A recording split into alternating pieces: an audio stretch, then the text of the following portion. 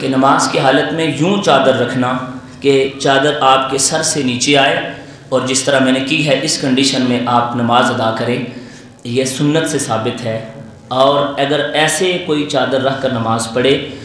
تو وہ سرکار مدینہ صلی اللہ تعالیٰ علیہ وسلم کی سنت پر عمل فرما رہا ہے۔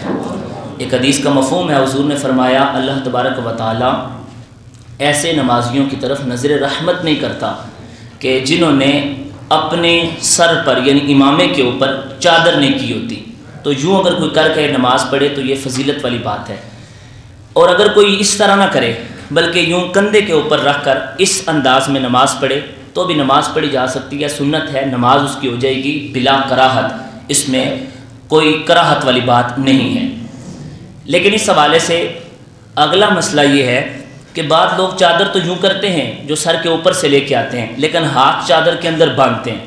تو بعض لوگوں کے ذہن میں یہ سوال بھی آتا ہے کہ اگر کوئی ہاتھ باندھے تو کیا وہ چادر کے نیچے باندھ سکتا ہے؟ تو چادر کے نیچے بھی ہاتھ باندھے جا سکتے ہیں، لیکن بہتر یہ ہے کہ سردی وغیرہ نہ ہو یا کوئی عذر نہ ہو تو سامنے ہی ہاتھ باندھے، لیکن اگر سردی کی وجہ سے یا کسی اور وجہ سے چادر کے اندر بھی ہاتھ باندھتا ہے تو بھی چادر کے اندر ہاتھ باندھے جا سکتے ہیں۔ اس حوالے سے بھی حدیث سے استدلال کیا جا سکتا ہے۔ صاحبان سید شام، اس حوالے سے دوسرا مسئلہ یہ سماعت کر لیں۔ یہ بھی ایک دوست نے پوچھا تھا کہ بعض دوست یوں چادر رکھ کر نماز پڑھتے ہیں، مگر ہوتا یہ ہے کہ ان کی چادر بار بار نیچے گر جاتی ہے، یوں نیچے گر جاتی ہے اور پھر وہ اس کو اٹھاتے ہیں۔ تو سب سے پہلے تو آپ یہ سماعت کر لیں کہ اگر کوئی چادر استعمال کرتا ہے نا تو چادر نماز میں اسی صورت میں وہ استعمال کر سکتا ہے کہ جب صدل نہ ہو۔ صدل یہ ہے کہ یوں جو دو کنارے ہیں نا چادر کے، یہ لٹک نہ رہے ہوں۔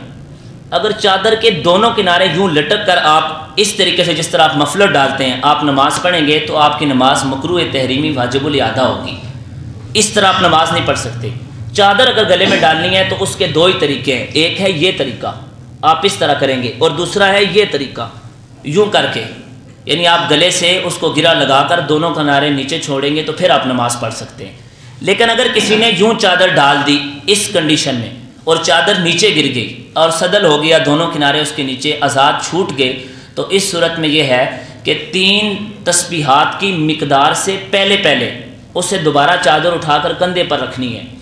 اگر وہ کندھے پر نہیں رکھے گا تو اس کی نماز واجب الاعادہ ہو جائے گی، مکروہ تحریمی واجب الاعادہ ہوگی۔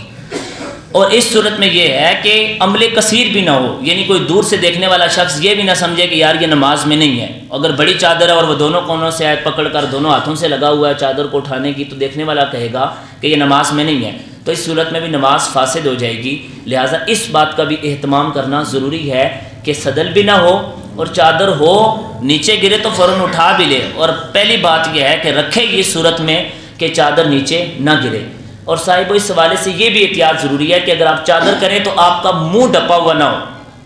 منہ آپ کا بالکل کھلا ہوا ہو۔ یہ جو منہ ڈھانپ کر آپ نماز پڑھتے ہیں نا، یہ بھی نماز میں مکروہ تحریمی ہے۔